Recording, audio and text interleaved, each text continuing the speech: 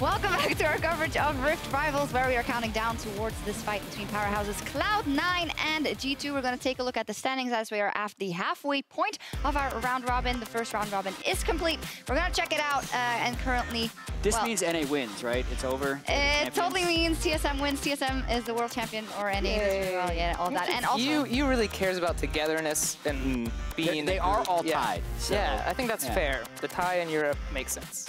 Yeah, also at least we don't have anyone to blame, so yeah, I think that's. And okay. it also, you know, at this point, the teams in either group are just fighting it out to see who gets it to the final. So nothing is lost for either team, but I think we all have to agree that TSM is looking pretty damn strong. Overall, we'll see how that evolves. But now we're going to look at G2 and C9, both losing their games earlier today. And as it is the second time they meet in 2 days, we saw what will happen yesterday. So the exact same thing will happen today. Sneaky will be on Tristana. They'll have a late game comp, and he'll get caught. No, it was a very close game. It was very back and forth. And in the end, it was a game that C9 probably should have won. So does this mean that they have a big, or do you not agree, Jet? That game was such a mess. Yeah, I agree. It is a game they should have won. It's also a game that G2 should have won because it was so swingy. This game particularly, though, I do want to see them, even if they're going to pick an early game for Jensen, like a LeBlanc that they try and snowball around the mid lane, have something that scales well. Just one champion that can get them through to the late game. Because, let's be honest, C9 versus G2 probably going late. Yeah, are you thinking about something in the AD carry role or a good tank or anything, really that anything? Scales well, probably an AD carry. Yeah, and mid lane pro is what we want to see because that is what brought them success yesterday when Contracts hangs around that mid lane and tries to get Jensen ahead in a good matchup. That's what wins them games. For sure, for sure. I think they should just go back to what they have shown they're good at, C9, which has been like playing through mid lane and having strong mid-game fights. And I would assume that G2 is going to go back to more scaling picks. They didn't really show up on the early game. So I think we're in for a long one. Yeah, we might be in for a long one. And C9 really has to take this game and see it as a big opportunity to beat the kings of Europe, former kings, how do you want to call it? Because it's not looking good, probably. They look a bit meek. I mean, I would say, like, honestly, both C9 and G2 are doing the same things badly today. Oh, okay. They both have like really early game comps. I mean, the Riven, LeBlanc, and then the Renekton and Elise, like all in an early game. And both these teams like really find success in the late game. So I'm really predicting a like snooze fest, really long game, and at least 2 lanes of scaling, and not just like some early game, some scaling. I think it's going to be pretty slow. Yeah, and I also feel like G2's drafts have been really poor, not just in Rift Rivals, but in the summer split, pretty much all since MSI. And I know it's always easy to have a struggling team and say, oh, it's their drafts, because there are a lot of reasons for the you got to start somewhere. The drafts have been pretty bad, right? Whether they're picking a triple range with no engage when they're not a great early game team, or whether they're doing some of the stuff they have done here at Rift Rivals, it's a point where they need to kind of improve. And draft, as probably knows, isn't something you just fix easily. You say, oh, now we'll just pick the meta champs and we'll be great, because a lot of times the players may not play them. Wait, but that's what we all think, though. Like, maybe it's part of the process of actually getting back on track, you know? Challenge yourself every game with disadvantages in the draft just to see if you can actually win. Yeah, that's a stretch. Yeah. That is a stretch. Well, we'll see what this game turns out to be. Cloud9, they lost their first game against G2 yesterday, and now they're looking to strike back as we leave it to casters for picks and bans. Thank you very much, Shocks. Good evening, all you esports fans. I'm Devin Pirate, Technics Young, and following our next 3 games, with me is Isaac Azale Cummings, Bentley, of course. You have 4 names. I always forget that part. And Andrew Vedius Day, he's a little simpler with only 3. Hello, how you doing, buddy? I'm doing wonderful. How are you, my NA counterpart? I'm doing great. First time here in EU, casting some games. Pretty excited. You get to cast some high-quality League of Legends now, so that's going to be fun. Oh, okay. I mean, we did bring the NA team. We got pretty good. We got to be a little careful, Vedius, with the way the results have been. I know, so right? I know. Hopefully we get our bragging rights back soon enough. Now, G2 are going to be on the blue side, and of course, with Cloud9, they have Ray starting once again, so they've only used Impact a little bit this tournament so far. Yeah, and Ray does kind of offer something a little bit different. He's more of the carry player. Obviously, bringing out Riven earlier today didn't really work out for them, but I don't necessarily think the pick was at fault, so I'm hoping we get to see a run back at some point. We'll see if it ends up happening as we enter picks and bans with G2 on the blue side starting off. And away LeBlanc.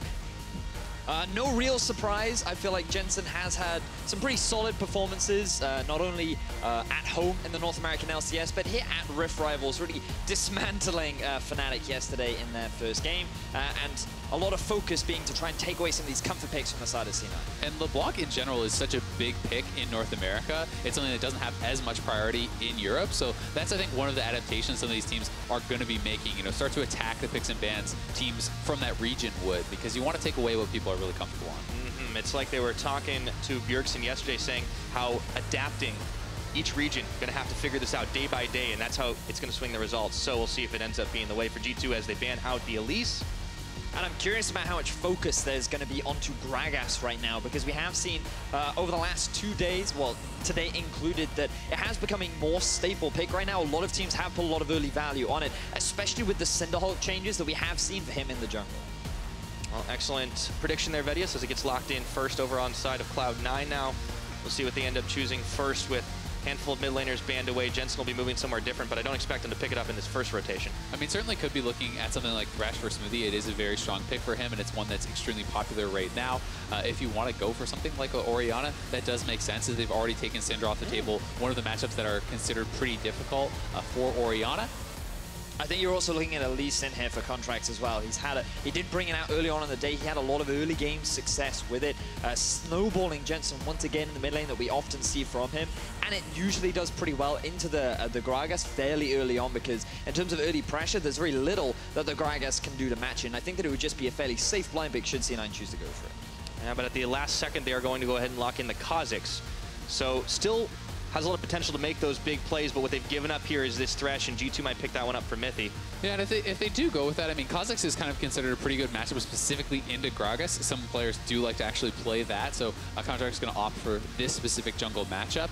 We do see that Tahm Kench, Braum, these sorts of support picks are still available, so if the Thresh is locked in here, I am going to expect that Smoothie will make his response in this first round of picks. That being said, you will leave yourself open to being more targeted, in the AD carry and top lane role. Yeah, and something that we have seen Smoothie bring out as well was champions like the Bard too. So if they choose to save it, I wonder whether or not he does go for something a little bit more unique with the playmaking opportunities that they have in the bottom lane. But in terms of what G2 pick, I wouldn't be surprised if they go for something like a Renekton right now. I know that Gnar has been on the rise, but you guarantee a solid top half of the map. And, I don't think that was a lock-in. I have a feeling that was random. Yeah. Don't get excited. Yeah. All right. Over the player, it seems like there's a little bit of a panic going on over there. So yeah, not the only ones. All right, so I'm hearing that Perkz wasn't able to pick something. So when in doubt, of course, it's going to default over to the Draven, but he'll get the remake of the picks and bans. So we won't be seeing that one. That does happen from time to time. There'll be a very quick remake. I imagine that it will be exactly the same draft. Players, I imagine, won't be allowed to talk either, and you go back to exactly what it has to be same picks and bans up to that point, so you can't have an advantage just from getting that remake.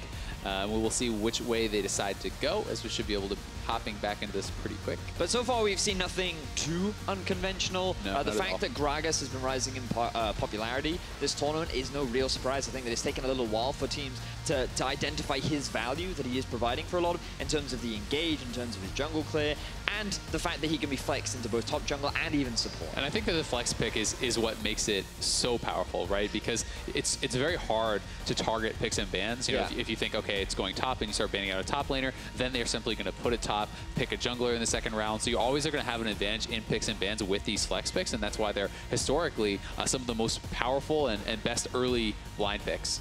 And the fact that we've seen LeBlanc already banned away with the Syndra means that you've guaranteed a powerful laner with the Orianna for Jensen as well. And we've seen from Cloud9 that they do rely on Jensen getting that early lead. They often play around him during the early game to set up nicely for those later game team fights. And I think that getting that positive matchup is a great thing for him. We also heard on the desk how they're expecting this to be a long game. And if you're looking at a long game, Orianna, if you want to get sneaky onto a late game carry, that offers additional protection. If you're going to draft another defensive support there too, so that all would synergize very well. And I'm thinking, like, as an answer, perhaps Perkz could look at something like a Taliyah if he wanted to. The roaming power that you do have is pretty potent, and he has brought out in the past during the regular season as well. So I don't think it would be too surprising if you went for something like that. No, and I think that makes a lot of sense too, because Perkz, has not had the best laning phase pretty much at all during the summer split in the European LCS, and it's continued here at Rift Rivals. So you'd expect him to be put on something a little bit safer if that is what he's allowed to do.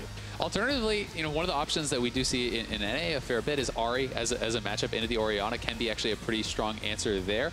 That's one of the other kind of pretty safe mid lane picks and someone that does have pretty strong 1v1 potential. I think it's a great pick into the Orianna. I completely agree with you. The problem with EU mid laners is they have this tendency to be like, they see a champion nerfed and they go, oh no, can't play a useless champ, Until someone brings it out and bodies them. Yeah, with exactly. Unless it's Rise, Unless it's 40% win rate, still getting played. Mostly by Exile. I just got to scratch that one off. All right, yeah, so we do have all the same picks and bans up into the not actual Draven picks, so that'll just keep rolling through. It would be funny if you then locked in Draven and they decided it was in fact a good pick after all. But I don't think it will be. As we were discussing, I think that they could go for their top laner right now. Something that they try to do is guarantee expect something that he can have a successful laning phase on. And by going for the Renekton, they would guarantee a pretty strong duo in the top and jungle. Or they just keep this Gragas as a flex and they save the top pick for a later on in the draft. Gonna wait till the last couple seconds to lock in the Thresh, and we'll see what the answer is now. If it is to the Orianna, or if they go up towards the top side for Expect. He has played a number of Renekton games even here, and his impact has been a little bit limited, in all honesty. Bit of a throwback to the Asmo that he did say he was going to pick. You were still waiting on that one, I'm still waiting on it. Still waiting on it. I remember that picks to watch. But for the time being, instead they're just going to focus down the bottom lane. And I think that makes a lot of sense. Also, as a takeaway from Sneaky, Sneaky has been very successful on this pick. And in general, Tristana has been crushing it in the NALCS. It has a well over 70% win rate at this point. So that is a really big power pick. Yeah, right up the alley of what Sven wants to do anyways. He's been picking the Kog'Maw. He's liking himself the hyper carries these days. Now Cloud9 a couple more seconds, and it looks like they're getting ready to lock in the Blitzcrank. That is a bit surprising to me, especially into the Tristana. We actually got to see this showcased yesterday from the opposite side, how well Tristana can actually get away from the rocket grab. If you actually time your jump on Tristana well, it essentially negates it completely. And we saw Mithy really struggle to actually deal with that against Sneaky. Yes, he did have a couple really big picks that did turn around the game, but generally it's considered a tough matchup. And with things like Tahm Kench and Braum, that would have been kind of a safer option. That being said, Smoothie can utilize this in other ways. Roaming, as we saw them have great effect on the Blitzcrank, with Lee Sin and coming to mid lane as well and kind of camping for Jensen. And it's just something that we've been seeing a lot more of recently. The Unicorns were a team that were doing it a lot during the regular season where they would just actively pick the Blitzcrank into the Thresh. And I feel like during the laning phase, you often lose out in terms of pressure because, yes, you have the pick power, but you really don't have the same level of push. But the real value of Blitzcrank, I feel, comes later on when you have your ultimate available, the different itemization that he can go from, and the fact that he is just pretty tanky and he always has that threat that you always have to be respectful of. Right, there's a definite potential for wombo combo between the Orianna and the Kha'Zix already, so throw in the Blitzcrank there and you can just kind of pull people in, get the deletion on, see what you can do. Another thing that it really can make you second guess is, hey, like what mid lane pick do you want to take? If you're taking someone that's relatively low mobility, you can be picked on not only in roaming, but in team fighting, right? So banning away the Ahri, banning away the Corki, two of the more mobile mid lane picks that are left there for perks means that he's going to be kind of pigeonholed even more because he has to deal with the Blitzcrank and perhaps even the Ashe. I wonder if he just goes back on the Lucian. It's something that he picked up quite a bit in the last couple of weeks in the European LCS and kind of just was holding lane with it. It is something you can do, but with top lane not having being drafted and almost pure physical damage at this point, that could pigeonhole them quite a bit. And with the Camille ban, I feel like the G2 may be edging towards a Rumble pick in the top lane. Okay, the gauntlet's been thrown now for perks. But that's a nice little throwback. That's the Rumble pick that we were talking about. So this will guarantee that the Gragas goes into the jungle. If you're Cloud9 now, you're kind of limited in your options. You could potentially go for a Fiora with the Jarvan gone away and Gragas taken off the board. I feel like Kled would be the next best answer for the Rumble. Yeah, Kled makes a lot of sense. I think that's something that is a very good matchup into the Rumble. You can all in him very heavily.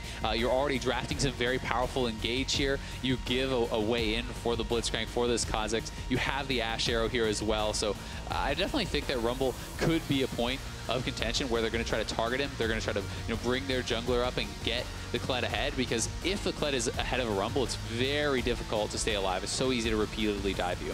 And I'm looking at this composition from Cloud9, and to me it's like, it's very classic Cloud9. Like, this team is going to scale up like they have the option to make a few ganks happen in the early game, but the mid to late game, they have so many engaged tools with the Ashe Arrow, the Kled ultimate. You also have the thread of a Blitzcrank hook, so many ball delivery system with the Kha'Zix too. This team, so good at being able to team fight later on to the stages. And what we've seen throughout this tournament is that C9 are a team that is very effective at finding that opportune fight. I do agree, but I also think that G2, you know, this is a composition that can also team fight. You know, you can do it for 1-4 type split push styles with the Zed, but their 4-man squad is extremely powerful in the team fight with the Gragas frontline, Thresh frontline. You have the Rumble for that AoE damage, and you protect this Tristana. Sven is extremely adept at this pick. We've seen him, you know, play it internationally many times before and have great success. Absolutely, but G2 are going to need to try and get that Zed rolling if they want to make the side lane pressure count. Otherwise, they'll have to rely on the power that Sven can bring out on the front line that they can get from their top laner. And C9, they know when games go long,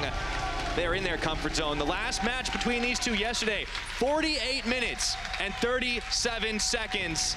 It was a long one, it was drawn out, and it was certainly not clean. But we will find out what happens in round 2 between G2 Esports and Cloud9 as they load up onto the Summoner's Rift. Cloud is definitely excited. Yeah, he is. We always have one guy. We always have one guy in the audience that he's always just super keen. There's a little piece of that guy in everybody. Yeah, it's a different guy too, right? Like it's sometimes always, it's for different teams. You have a different person, and now you've got the entire audience chanting TSM and stuff, but not this game. I shouldn't have baited him.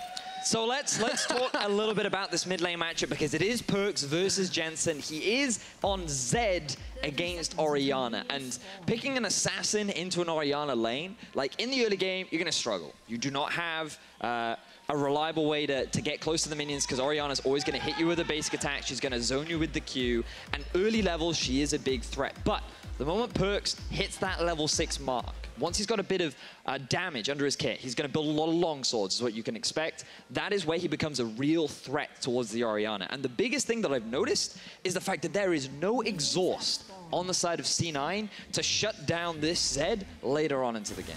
And I'll also say, you know, in combination with the Gragas, right? Like, we already know about the Body Slam Flash, how powerful that is as a gank. If you bring a level 6 Gragas to a lane with a level 6 Zed, it's very, very difficult for anyone to be able to escape that if someone is already not there preemptively to support you. Yeah, and we saw what happened to Caps when he did not have his Flash yesterday on Orianna, how easy it is to just repeat these ganks over and over. So I'd love to see some early investment or repeated investment from Trick in the middle lane. Although we have to expect that C9 are going to try to match that investment as well. This is how Cloud9 wins their games. They rally around Jensen every phase of it. And if Perkz is ever using his Shadow aggressively in the mid lane here, that's something that can really be capitalized on by Contracts and by Smoothie, who are going to be looking for this roam. Does spamming your taunt with your Shadow count as aggression?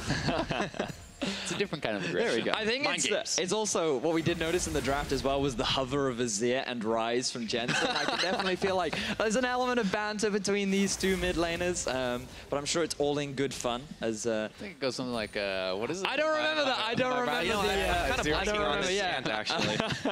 But what I do know is that Perkz is a very good Zed player, and once he first came into the European LCS, he was well renowned for these assassin picks, and given the change in meta and his development as an individual, he's more steered away from them, but now he's trying to demonstrate something today. And this is a really exciting matchup for me, just as individuals, because, you know, the lane kingdom, so much talk about Perkz and his dominance in the 1v1 lane, you know, having great results against Faker in the 1v1s at MSI. Jensen has been, in my opinion, the most lane dominant mid laner in North America for a long time, and this guy is actually crushing it this split and crushing it this tournament, I think, in the 1v1. So seeing these two guys go at it is going to be very, very exciting. Absolutely, but Perkz still has something to prove, right? Because he hasn't had the best summer split thus far, but we haven't seen him on a pick like the Zed. But we'll talk about that a little bit later because Trick is on his way up to the top, and Ray is out one Cowardly Lizard. Expect with the bait on, and in comes the Fat Man Flash Body Slam, and Ray is in trouble. He has to burn his own flash. Still gets hit by the barrel, and with the Electro Harpoon, that's first blood. That was a beautiful predict from Trick. He expected Ray to flash away. He threw the barrel in advance, knowing where he would go towards, gets the extra bit of damage down to enable Expect to get the kill. And while that can look pretty funny and Ray trading that aggressively, that's one of the things that you really can do on Kled. If you trade out your passive, you get the remount, you can whittle people down, and had the gank not come in, he could have started to actually take control of that lane as he gets the remount. So it was a very well-timed gank by Trick. Contracts just taking a little bit of jungle as a consolation prize as it all happens. Smoothie trying to move on into the jungle as well. The bottom side, obviously when you're on a Tristana pick, you're going to get way outranged by an Ashe, so could be a little trouble for Zven to start things off. And you can see that CS differential pretty big already. And here's the gank again. It's well set up. So this is Ray. He's trying to trade out his dismount, so he's going to be able to pull him back in, and then you're able to get the remount. And I mean, look how low Kled is, but Rumble is going to be punished more heavily from And this. just watch the barrel here, because what he's expecting is for Trick to just throw the barrel in front of him, but Trick reads the flash play in advance and is able to get the kill and the extra damage needed to secure it. But bear in mind, like, the other thing to note is that Ray was also a level up onto Expect as well, so trying to abuse that level advantage is definitely a very common thing that you do as a top player. It's so big, too, that Expect is actually the one that picks up this kill, because one of the common builds you'll see is a rush on Tabbies and a Seekers into these physical damage auto attacker matchups, and it makes it so hard for the Kled to ever really be able to punish that person in the early game until you start getting completed items. Absolutely. Checking back in with the mid once again. It's been a little quiet. As expected, Perkz is struggling a little bit in the farm, but he's been able to snatch a bit back here and there. So he sends out some Shadow Shurikens and has a little bit of fun with this one. Checking into Contracts too, as he might be running into Trick. It's such an annoying mid lane matchup as a Zed. You just have to accept the fact that you are going to fall behind in the laning phase, and you just have to do your best to try and mitigate it as much as possible. But Jensen really demonstrating his dominance and understanding of the matchup. And they did spot Trick, I believe, walking across there. They had a ward over by the blue buff, so they should know that Trick is up here. We'll see if Contract actually comes up for the counter gank to try to defend this. But for now, I think that Ray should be fine under turret. He's going to be okay. Just pushed under for just a moment. You could see that they weren't falling for the Lantern bait down on the bottom side. Sneaky and Smoothie were wise to the fact that Trick was waiting in the wings up there. Trick is being very patient, though, and if Ray goes much further forward, they could look for this play. I mean, this is not a level 6 Gragas or anything, but still, Ray is going to have to be careful. He doesn't get anything, though. He just hits 5. He is wasting a lot of time up here. He is. He's stealing a lot of experience away from Expect, too. Bear in mind that getting that early kill will give him that slight experience advantage over Ray, but now that level 6 is going to be delayed, but they are committed to trying to snowball Expect. All right, so Expect is almost level 6. They're actually committing to wait for the level 6 now, I feel like, at this point. A couple more minions and he will get it. They're going to go now. Oh, right on the body slam. Instant equalizer. Off goes Scarl, but they don't have the damage to finish him this time. Oh. Flashing forward. Expect he wants this. Charbroiling down. Expect Ray doesn't fall, but Expect trades his life. That was such a big investment of time from Trick, and it ends up being a 1-for-1 from Ray. He was able to get a return kill because of the amount of time that he spent underneath that tower, but here we can see the gank again. I mean, they waited so long, they decide they want to wait it all the way out for the Rumble level 6, and as soon as he hits it, they do go. And you can just see, right, so here, there's a bit of a communication breakdown because Trick wants to disengage, but Expect goes under. And I feel like at this point, you just keep walking forward. Just walk away from the tower, try and get out of range. But he just walks back and forth, and he just stays under the tower for even longer than he needs to. Oh, level 6 is on the board. It's Deathmark now as Jensen trying to dodge 2-step away from the rested Perkz damage, and he does most of it. So you do get the barrier out from Jensen, which will make it a little bit easier when he wants to try and utilize that ultimate again. But for the time being, pressure is still an advantage of Jensen. Yeah, and Jensen, you know, nice sidestep on the Shurikens. He is going to be able to play very aggressively, knowing that that ultimate is down for quite some time. So he's going to look to extend this CS advantage, and Contract has gotten into the jungle. So much time was spent topside. He could lie in wait for Trick, and with the Evolve's Q it looked like he took, the dueling would certainly go very heavily in Contract's favor in a 1v1 against Trick. But now Trick knows where Contracts is because of that ward sitting down there. Unfortunately, can't do too much about it. And it looks like Trick is going to give up where his position is as well, but he belly bops in onto Contract, smiting down on that last Raptor for a little help. Perkz trying to give some assist as he barrels backwards. So is the Orianna, and that ball is going to be dodged away. Do not want. Yeah, they get the flash for the Ignite, but it's also a flash used by Perkz to actually get in range there. So Perkz down 2 summoners, and the camp goes over to Contract. Still a positive trade there for Cloud9. It does work out. I was surprised that Perkz would invest his flash into that. The only reason why I would imagine he did that is because he already used his shadow in the lane, which means that it was on cooldown and unavailable. And if he gets his auto attack off with his passive, he probably gets the kill there. That's because you have the bonus damage. Contract was very low, so he was looking for that surprising play. We do have Contracts down here. They're looking for the play now. Ashiro right on to Zven. He's got both his weapons, but he is going nowhere. Hooked right back into Contract's kill. Smoothie, he waits for the jump to come out so that he can guarantee the CC. The chain was set up so beautifully with the arrow, followed by the jump from Contract, the silence into the hook. fantastic setup from C9 to get themselves a kill down in the bottom lane. Yeah, and that's why Smoothie starts it out with the flash punch, to ensure everything else is going to hit, to ensure that Sven has no chance to get away. Oh, yeah, and for Sven, he had a fantastic game against Cloud9 yesterday, but he's already on the same death count. A little bit more frustrating this time as he's taken the Orianna. Remember, he was on the Xayah last time around up against the Trist.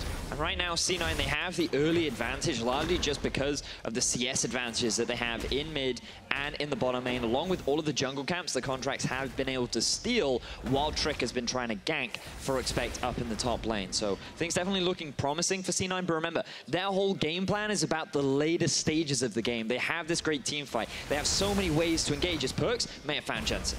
Looking for him, goes in, Deathmark, and Shockwave trying to deter him a little further, but in comes Smoothie to push back Perks and Trick. Really well timed Shockwave there by Jensen, just pulling Perks off of him after the Deathmark so he can actually follow up that damage at all.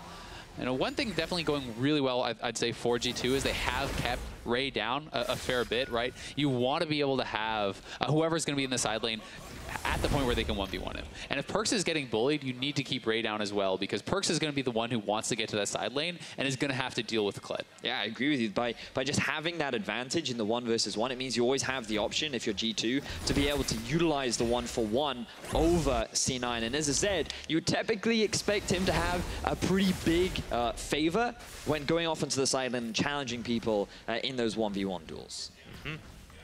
Little bit of a goal deficit for G2, but they definitely have that going for them. Remember, they did just come off a pretty frustrating loss against Phoenix 1. You want to be able to try and bounce back. As a 1-2 record, certainly not what you want to have in your second match on day 2. Now Mithy and Sven have swapped up to the top side, trying to get that quick tower. And they're going to get this turret really uncontested. So Kled is in the mid lane. They're going to try to dive mid with C9 and make that their response. We'll see if they can pull this off, because they have not rotated anyone around. They cannot expect here, and Ray is already looking to cut off Perks. It looks like that Rumble's going down, but let's see what Trick can do. He gets the separation, but Jensen is healthy enough. Yeah, C9 had to force a play there because Rumble went bot, ulted out the wave bot, so they were always going to win that turret trade top, but Sven is just going to continue pushing. There's still a wave up there. Someone from C9 needs to get top. They can't afford to just give over 2 turrets. Sven taking a leaf out of Reckless Book, just keeps on the split push right now, but doesn't get any damage of his own onto the top side. Unfortunately, Sneaky for C9 couldn't actually get the tower down bot. The thing is, for Expect, though, I feel like he was the big part that went in C9's favor right there, because they will eventually be able to get this bottom tower because there is no answer from G2.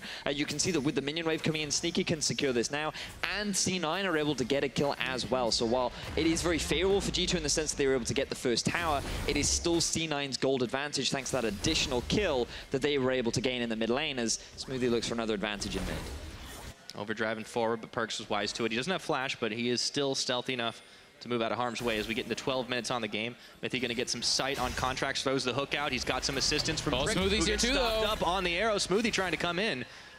Once again, it's all over the place, that Blitzcrank. So the idea of the play is actually just to get some pressure and vision down into the bottom half of C9's jungle, because the goal is to get this tier 1 in the bottom lane. They know that with Sven on Tristana at this point in the game, she's still very good at taking down these towers, but trying to get close to the tower with the risk of Blitzcrank is always something you have to be mindful of, especially with contracts always hanging around and trying to set up ganks. So getting deep vision and having that additional pressure makes taking that objective much easier.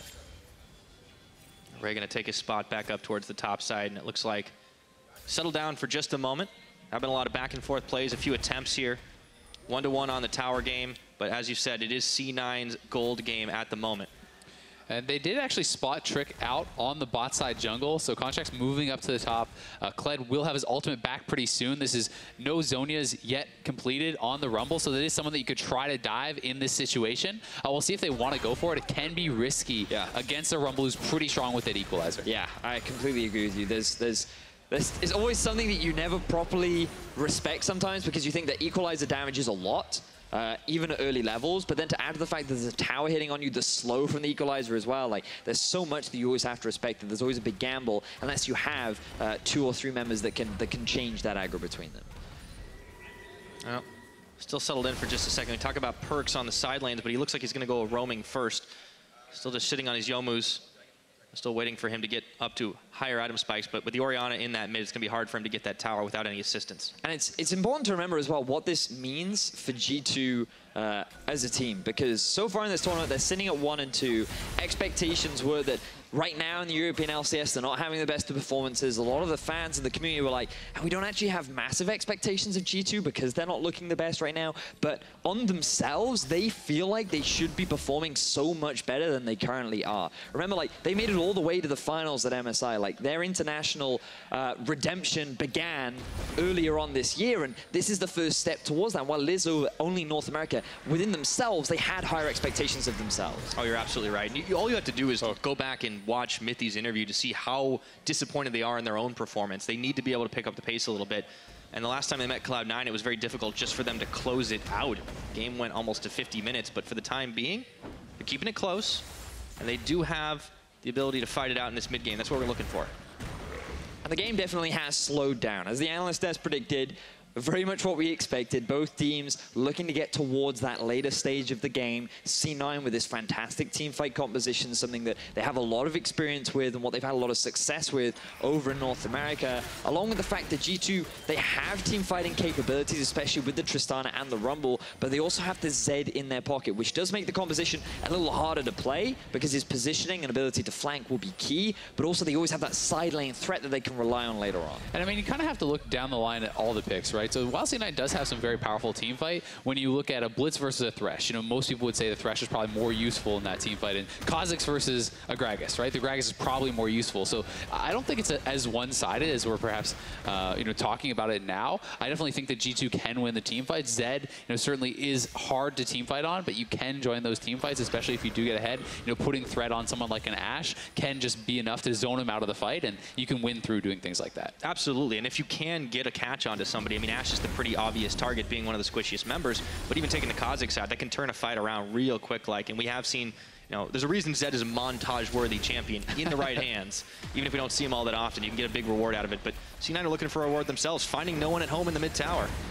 And that's another one of the weaknesses of a Zed is you don't have consistent wave clear. Nice shadow away there, though, from Perks, but you can siege on him, right? You can play more aggressively and kind of push up and try to group and take down these turrets if there aren't people in the back pocket of that Zed.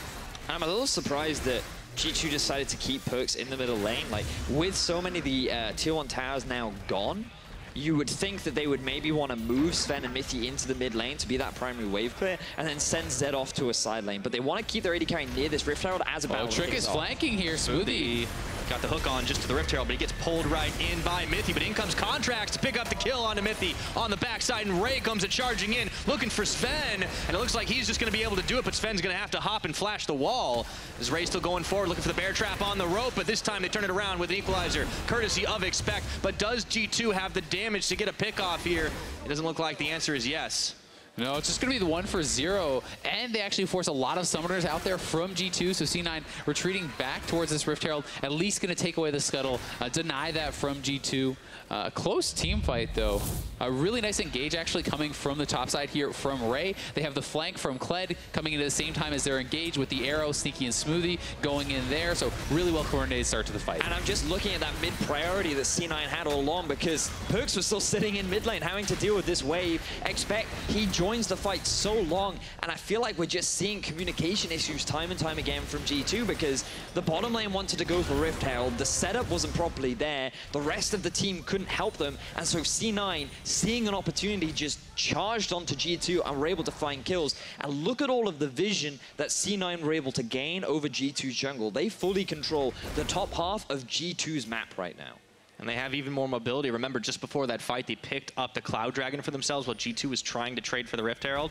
And the reaction times from Cloud9, we've seen this tournament, when they want to take a fight, it's just 0 to 60 so fast. And I mean, it's kind of what Blitz and Kled allow you to do, right? You know, you have the Ashe, you have the Kled ultimate, you have this Blitz who can look for hooks, and you have so many go buttons then. So if that is, you know, one of the strengths that they are trying to utilize, this composition is really going to help to allow them to do that. Yeah, well, they hit them all at the same time. That usually helps.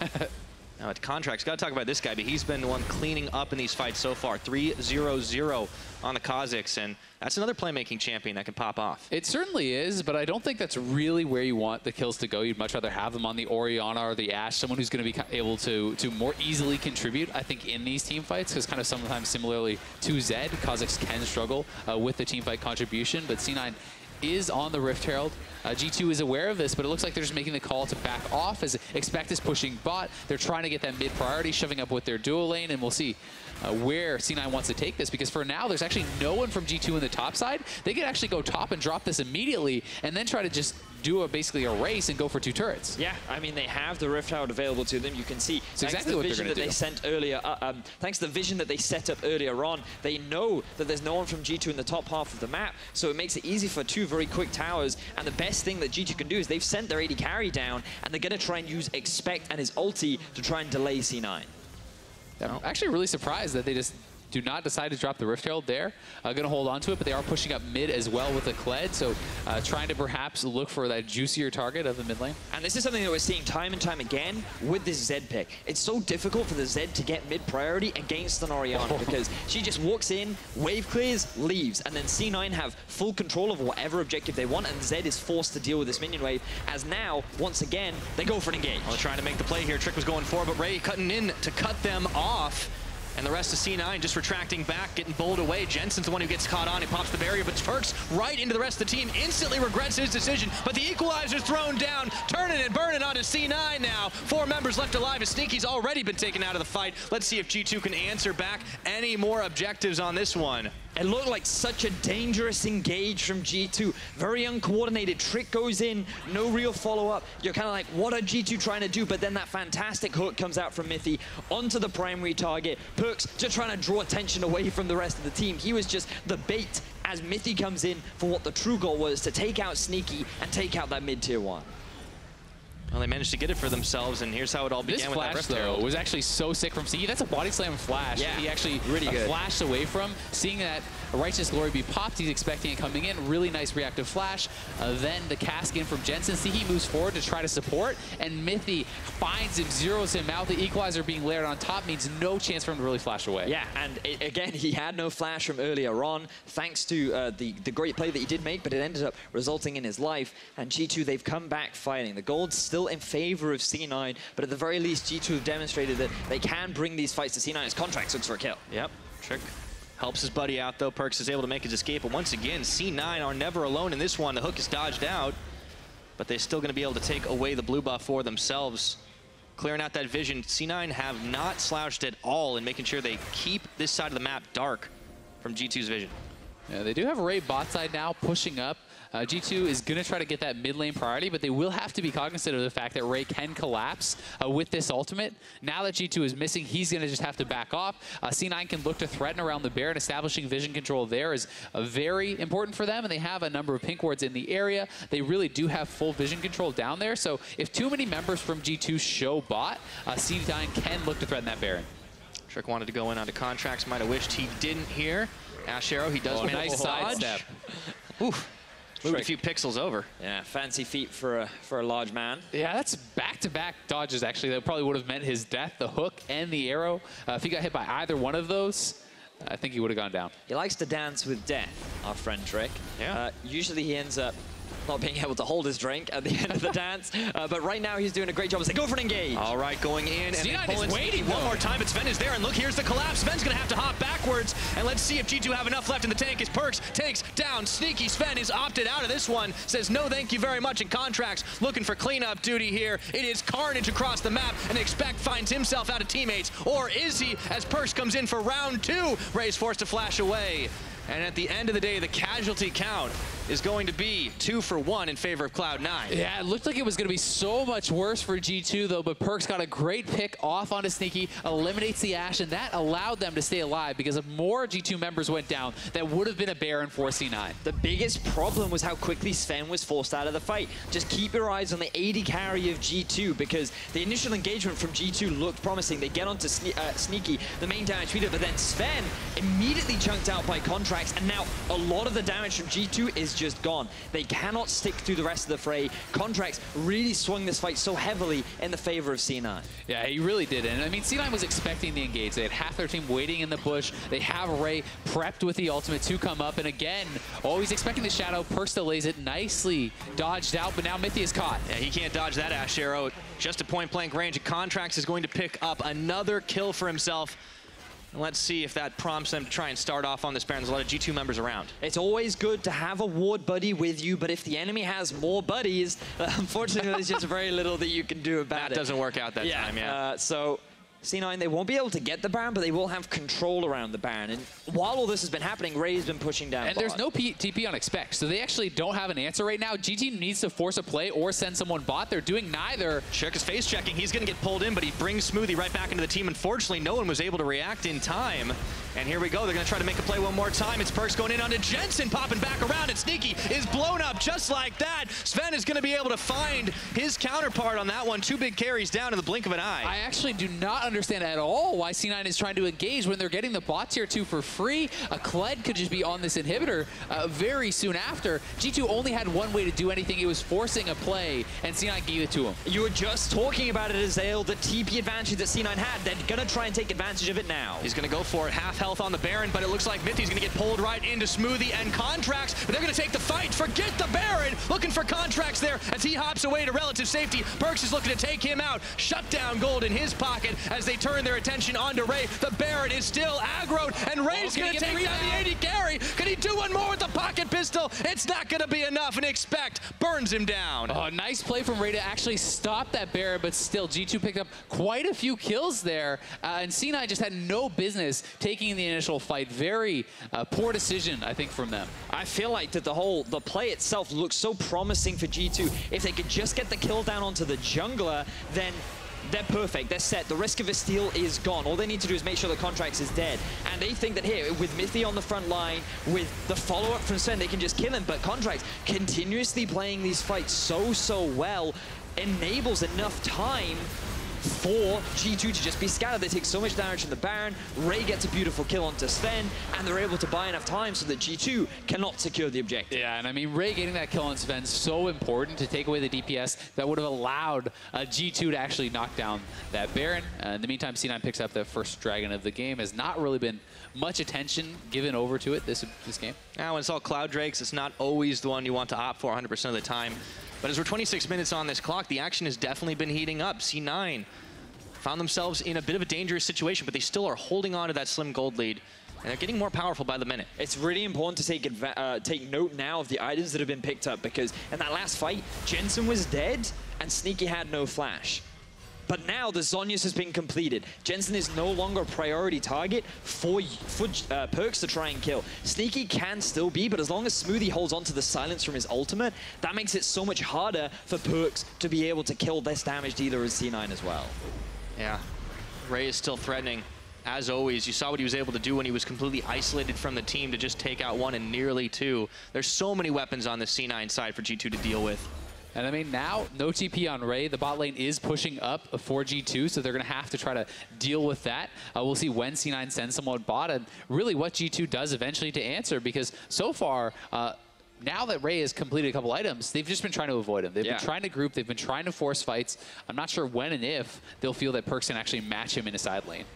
And now that the Righteous Glory is available as well for Trek, G2 have slightly more reliable ways of forcing fights, given that you have the follow-up from Mithy too. Well, we've seen a number of flash engages from Mithy, but C9, they're just grouping in this book. Oh, Shockwave! Looking at 4 even more here, as it looks like Trick was going bowling, but it's only going to buy a little bit of time as Contracts gets the kill onto his jungle counterpart. And that's the jungler going down, so C9 going to go straight over to the Baron. G2 should have expected that engage when no one is answering all the minions at the C9 turret. And this is just a C9 classic, constantly finding these amazing fights. The question is, will G2 find a great fight of their own? Equalizer is available, and Trick has TP'd in. They're going to try to contest this, but C9 may finish. Taking way too much time on that one, looking to see if they can pick off any stragglers here, but Smoothie's already flashed away into the pit. Goes Perks looking for Contracts, but he instantly opts out of this one, and Ray is going to flash the wall and pocket pistol for good measure. All 5 members of C9 walk away with the Baron and walk away with their lives victorious. Picking up a 3,000 gold lead 28 minutes into the game, doing what C9 does so well and getting that advantage over G2. And it really feels like both teams are just kind of not giving the respect to their opponents, not really playing the map correctly here. You know, as G2, you see 3-4 waves at your opponent's turret. Like, look at the minions in the bot lane. if no one is there, where do you think they are? They're looking for an engage. That's the only reason that they would not be picking that up. And G2 does not show the respect to that. Trick, he's not the one to take the Lantern, so he gets taken out. That means C9 gets the kill, and they get the eventual Baron. Yeah, it's just so unfortunate for G2, but such good play from the side of C9, utilizing the Fnatic brush against European teams. But you'd think they would have learned. You'd think, right? But now they have the Baron, they're sieging onto the towers, they've got cleared off into a side lane, and this time G2 have decided to send Zed down bot, but he's immediately recalling, feeling the need to group up with the rest of his team. Yeah, he knows that with the Baron buff, the team cannot wave clear that well. I mean, yes, Sven is going to have pretty safe wave clear, pretty consistent wave clear, but it's going to be tricky to actually hold 2 lanes against this Baron. Yeah. Need to keep that 3-item Tristana alive to keep these waves clear, but it's harder and harder to do with the Baron buff empowerment on. And C9 just staying clustered as a 5-man. Yeah, they're just trying to actually control this jungle. They need to clear out some of the wards here from G2, check the bushes, clear out that pink, so they can rotate back and forth between these 2 lanes and really kind of get an advantage there. When you establish the vision control in your opponent's jungle in a situation like this, Smoothie can be enabled to find the picks as they try to actually rotate around and answer you. Looks like the Tower du Jour is still going to be sitting on this top side, since that's the only one outside the base left for G2 Esports.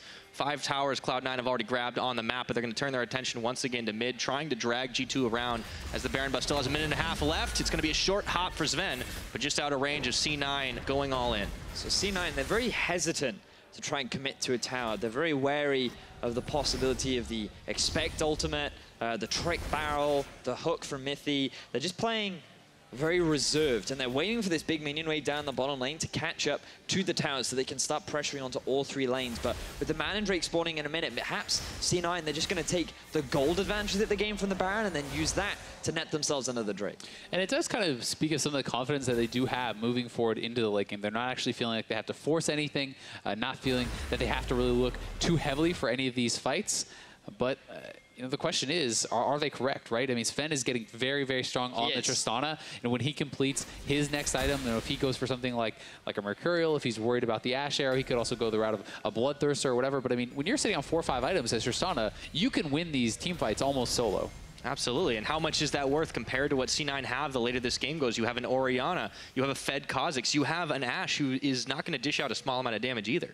It just comes down to who can play the team fights better, right? Who can actually have the biggest impact? Is it the Blitzcrank that hooks in a carry, or is it the Thresh that connects, or the Gragas Body Slam that knocks in Sneaky? It's all going to come down to play and execution in these final team fights. And while the game is slower, it just makes it so much more tense as well, because you know that climactic team fight is coming. You know that one person is going to get hooked in, or that person's going to fail their ulti, or there are just so many small factors that can so rapidly swift the favor of a team fight. Oh yeah, this is the stealth part of the action movie where the heroes are kind of moving in before the big final confrontation. We're not quite at the end yet, Betty. Well, and it's exactly how this previous game ended, right? When C9 played G2 last time, Sneaky was an extremely sped Tristana. It looked like they had the game in the bag, and then Mithy turned the game on its head with one Blitzcrank hook that took out Sneaky, that got them the Elder into a Baron, into 2 inhibitors. So you know that these big plays can and will change the course of the game. Yeah, and the shoe's on the other foot as far as the champion choices go, right? Because now Sven's got the Tristana and Smoothie's got the Blitzcrank. So we'll see if history repeats itself or we're rewriting those books.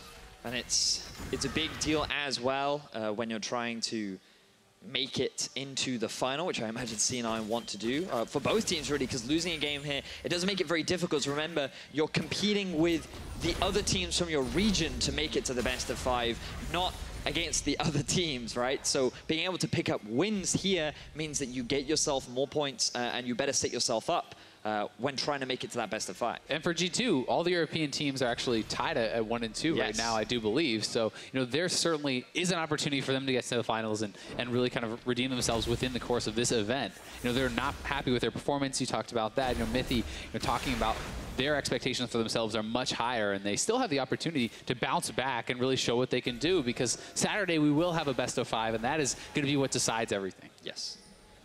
Well, they got to get to that point first, and the way the European teams overall are playing, yes, it just hasn't been up to par from the expectations.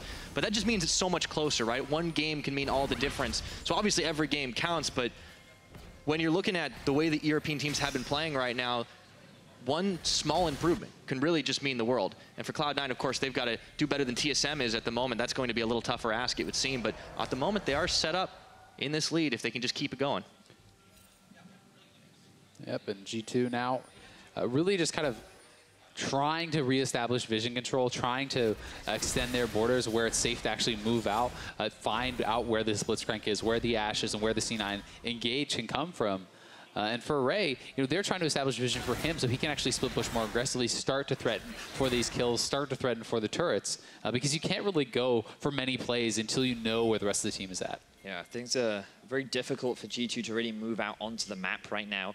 Especially with Baron spawning in about 40 seconds. This is going to be the big swing point for C9, because with that objective, with only base towers left aside from that tier 2 in the top, C9 have full map control, and this Baron will enable them to just siege into the rest of the base, especially with the lack of, or the difficulty that G2 will have as they get spread out across the map thanks to Ray sitting on those side lanes. And they just don't have a whole lot of vision, so for G2, it's ever risky to just try and check into it. Are they doing it again? Are they really doing it again? He's keeping a little close to the other side, but at least they're at 5 members. Are they going to face check all in? They're pinging it. Oh, they boy. know. They have to know. G2, come on. Fool me once, shame on me. Fool me twice. Oh, he gets got back in. Insta-flashed out, but he's going to go right back once more. Throws the big barrel out, and this time, the bait and switch is a takedown. Smoothie expect getting the kill credit on that one, and they turn over to Ray, who's going to charge and gets bumped in on by Perks. Turns his attention right over to Sneaky. Has to pop out. Contracts looking for a deletion around the side. Gets a shutdown onto Perks. Ray going low, but it's going to be another. The double kill onto Sven, and it looks like that bug's going to happen. He has the resets here. It's a level 16 Kha'Zix. So many kills on Contracts, and he saves this fight, picking up 2. C9 look for the re-engage, can't find it. And Contracts, time and time again, is keeping these fights going in the favor of Cloud9. The teleport is coming in. They're going for the Baron. They're going for that objective. Trick is up. He has no flash, but he does have no vision. He'd be the hero, though. It's too fast. They can't even see it at all. They don't know if it's even going down. Trick wandering over now, but it's already gone. The Kha'Zix isolation damage so huge there. And Contracts is really putting the team on the back. It looked like such a good fight for Trick, because he gets hooked in, right? You think this is bad, but then he just goes to the re-engage. The entire C9 team gets split up with Blitz gone and a free access for Perks onto the back line. You think it's done, but then look at Contract. Yeah, Contract's finding a way back in. He waits by the shadow. Perks goes right back to it. He's able to follow after him. They actually get the shutdown. He has the leap reset going in onto Sven, just deletes him with all the gold he has in this fight. And not only did this save that team fight, it gets them the Baron. He has a GA. This Kha'Zix is a monster. Yeah, such a good pick for him. Participated in 10 out of the 12 kills C9 have had. And now, yeah, he's going to be even harder to squish. So this is really, really rough for G2, losing out on yet another Baron. And we'll see if they can push back the aggression. It's going to be difficult. So much of it is really on Sven. I mean, Sven is the super strong member for G2. The rest of the team is kind of struggling a bit in comparison to their counterparts. I mean, the Kha'Zix is massive. Jensen is a full item ahead of Perks, so that is a problem. So much of the gold, though, on Sven, and he has the ability to carry these team fights if they can have the proper setup, if they can keep him safe, from Ray and Contracts and these guys who are trying to dive him and take him out. Absolutely, and we saw what happened with Sven yesterday on that Xayah against Cloud9. Had a pretty solid game overall, but remember, that was a long one, 48 minutes plus. This time on the Tristana, he's hoping to do a little bit more. He's going to need to pull out a Herculean effort to make it done. C9 also stocking up on these GAs, will make their kind of one-fight punch that much more powerful. They have one on both the Ashe and the Kha'Zix, so it's almost like that 7-man team fight that you can expend. How do you beat Burst? Come back to life. There you go. Yeah. Tower's going down pretty easily, though, even with the rest of the minions there. It looks like C9 can clear that one away. And Ray pushing mid. He's threatening the other inhibitor turret right there. Already onto it, knocking that down very quickly. So now the C9 squad in the bot lane just have to be a bit careful. But Sven is very low. Teleport Contracts coming in for the kill. Able to finish the job off, turning his attention over to Trick, but Sneaky beats him to the punch. He's still getting the resets. Hops, skips, jumps, looking to chase G2 all the way back to their own fountains. He's finally going to fall, but that's just a GA. As he comes right back on up, he can't help but thinking that this one is all over but the crying. And it was that one big team fight that decided it all, and it was Contracts that gets it for C9. They get the big fight, they're gonna get the win. Absolutely, and at the end of it, G2 make one last feint of resistance, but with only the Nexus left remaining, just hit it, and it's Contract kills. Contracts with such an incredible game here against G2.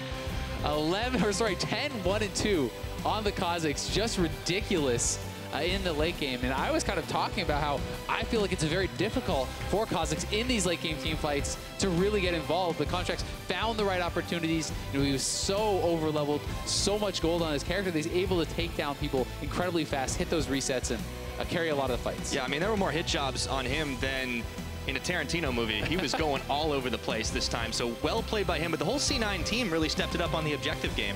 And you want to, like, in a lot of these fights, constantly you saw Sven, like, always being low health, never really being able to get the damage out that you would expect from this Tristana, but it's just because of the pressure that this Kled and the Kazakhs were always throwing onto him. Every time he tried to go in, those two were just diving onto his face, and they were saying, you're going to use your rocket jump out. And then once you're out, we don't care what you do, because now G2 have no damage left. Zed is the only reliable damage source, and he's only going to be a threat to one target. And we have Kled, we have Kazakhs, we have Ori, we have Ash. We have so many tools in our kit that we are more than prepared to handle whatever you throw at us. And it kind of was a bit strange, and although I think Perkz played the Zed well, that you never really saw him in the side lane, never really saw him going for the split push, and you know, perhaps just not feeling like he can actually deal with the Kled in the 1v1, you know, with the dismount, kind of absorbing some of the damage from the death mark and things like this. He was not able to kind of get to that split push win condition. He was forced into team fights where I think it's much more difficult for the Zed to be effective. Yeah, I feel like he kind of missed that window where he could go roving around the map and try to pick off targets for a couple of reasons, right? You had Contracts kind of almost taking that role on the other side early on because he was fed a couple of kills. You had C9 slowing down that game. He was locked into mid lane, otherwise they were going to lose that tower. He didn't really seem to have many options with the Zed. Yeah, but as you were saying, I still think he played it as well as he could have. Like, I think that the pick was definitely had a lot of risk associated with it, and he was able to get a lot of big kills that did net some good fights in favor of G2, but it just culminated in that big fight at the very end, that one Baron, because if G2 wins that fight, they get the Baron, suddenly they have a 4-item Tristana with the Baron buff sitting on the great. And like, things are looking very positive for G2, and like, that game could have swung so very quickly in their favor, but this time round, it went in the favor of C9. They now hold a 1-1 record, and NA are looking very good on day 2 of this tournament. Absolutely. So, Cloud9 defeated G2 for the ULCS here in this game. Let's go ahead and head over to Quickshot for a word with their AD carry. Thank you very much, gentlemen. I'm joined here by Sneaky. First of all, congratulations on the win. Thank you. A lot of local support. There's Cloud9 Sneaky Zaya cosplay in the audience. I don't know if you've seen that girl yet. Are you surprised by the support you have, the EU fans? You know, actually, I kind of realized with the streaming schedule I have, it's like so late at night that it's good for EU. So people are like, yeah, you know, we're a bunch of your fans here. You have a bunch of support, Sneaky. So it feels good. That's really cool. It's great to hear the cheering, of course. Not great to see the European teams lose as an EU caster, but I have to give you a lot of credit for some good games. 2 wins, 2 losses now for Cloud9. That game, Contracts was just popping off. Talk to me about how and why you guys were able to bounce back against G2. Well, we actually lost in a really weird way against Unicorns. Like, we were in control of the game, we were up 2k gold, and then I die, Smoothie dies, they get Baron, oh, it's a good game. So I don't even know if I call it a bounce back, because like, we had such a weird game, and I've never even lost like that before, honestly, against Unicorns. But, I mean, we've been having really weird games overall. Like, we get a little behind, we give up advantages randomly. But Contracts, yeah, he had 10 kills, he was playing pretty well. Yeah, definitely played pretty well. Here in Europe, we call those clown fiestas. Welcome to EU, it seems. Okay, so TSM currently 3-0. They're the NA leaders. They would need to lose a bunch of games in order for Cloud9 or Phoenix One to make finals. Do you think there's any possibility of not TSM making the final and representing North America? Yeah, I mean, we beat TSM before we came here, so it's definitely possible. I think if they win even another game, then we're still okay. But if they win 2 more, it's over. So will Unicorns beat TSM at the end of the day? Oof. I mean, they beat you, so come on, 2-0 on the day? I mean, you know, there's hope for them winning so that we can play in finals, but it's also okay that TSM wins and goes 6-0. I don't know. Okay, we'll find out. Sneaky, congratulations on the win. We'll see you again tomorrow. For now, we're going to head back to the analyst desk to wrap up the games. Thank you very much, Quickshot. Always fantastic to hear from Sneaky, who thinks, well, they are still in the race, and they definitely are still in the race, and they have taken down G2 as well and evened out that record at least. A very interesting game. Again, you guys said it was going to be a super slow one. However, yeah, it was a bit near the end, but there was more action than anticipated, and you had a thing or two to say about the draft. What do we make of the Zed, and what do we make of the Orianna first pick? Probably. I mean, I think NA has already kind of showed its preference. If Syndra LeBlanc's banned, they're going to take Ori.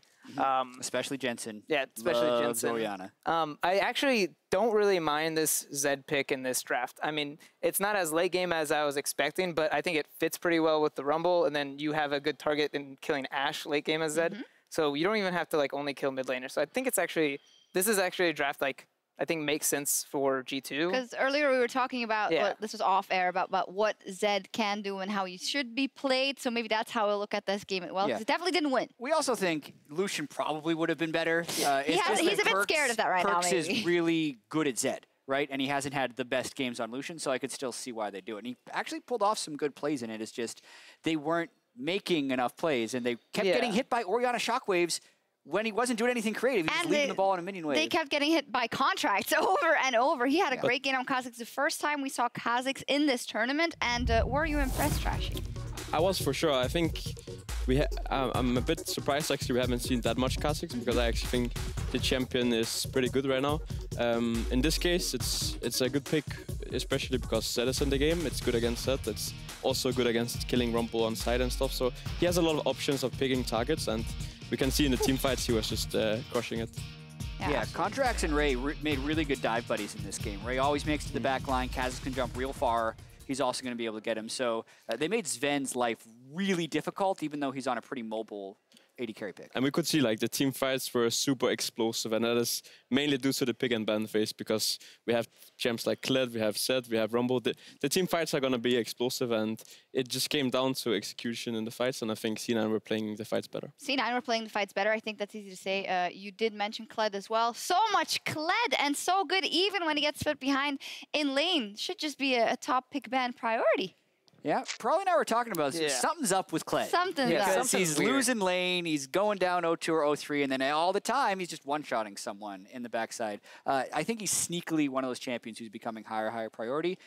It's being last picked, even though it seems like they're willing to play it into any matchup. I mean, I think again, you don't really want to blind pick this. Maybe this has some like hard counters that's preventing it from being blind picked, but picking it into matchups that don't do well, like, it's very easy to camp it, and you saw like this game he's dying like twice and stuff like that. But eventually it just gets to the point where, he gets enough items and he can just, the person he targets is going to die. Is it one of those cases where it's just a pick that needed some time because you need to be very, very good on it? It was always strong and good in those matchups, but now it's been out for a long time. They should be great at it now. I mean, it has been out for a long time, and I think people are slow. We have seen it in EU too. I know my beloved top laner likes to pick too. Oh yeah. So actually, it's been out for a while. So it took a really long time for people to get. No, I think people know how it works and how to play it. I don't think that's a problem. I just think in this situation, it's a good pick against Rumble, because later on in the game you can win on side lane, and I also think that. Against the set, I'm not 100% sure, but I would assume that the Kled can win against set on side too. So suddenly you have a pick that can win side lane against all the champions on the opposite side. So I think it was just a good pick in this situation. Yeah, see, that's why I kind of like what NA's been doing with it, because I mean it's been in EU a little bit, but mostly it's been in Apex. And even if they win side lane, they don't really go side lane with it. They kind of just group and then they ult. And I think that's catching a lot of teams by surprise still. Is like, oh my God, Kled's ulting, we're getting engaged on. Like, by now it should be, they have Kled, like, we need to form a team fight or be ready for this kind of pick. One thing we have to praise the NA teams for generally in this tournament is they seem like the ones willing to force the fights first. And somehow it always seems like it's working out for them when they're forcing the fights first. So I think EU teams maybe need to show some more aggression on the Rift and be willing to force the fights first. It's supposed to be the other way around, but it's the champion presence a little bit, though, as well, right? We mentioned all three of the NA teams have been doing a lot of Kled. We've seen Doublelift and Sneaky on Ashe, right? They're playing more proactive, initiating champions, and they're shutting down any type of 1-3-1 a European team's going to be thrown at them, at least so far, and it's one of the reasons they've been so successful. At least so far, and that is why they are ahead right now, and maybe that increases in our next match, because Fnatic and Phoenix One are looking for a victory in their fight for a spot in the final. We'll be right back after a short break. Only team to beat Mike.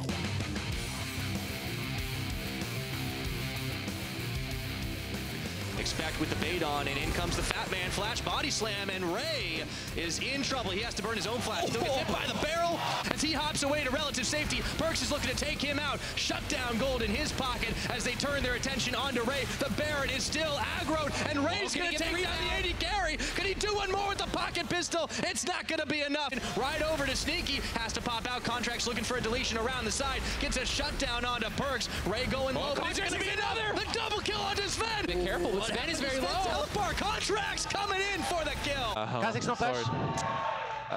And at the end of it, G2 make one last feint of resistance, but with only the Nexus left remaining, just hit it, and it's Contract kills.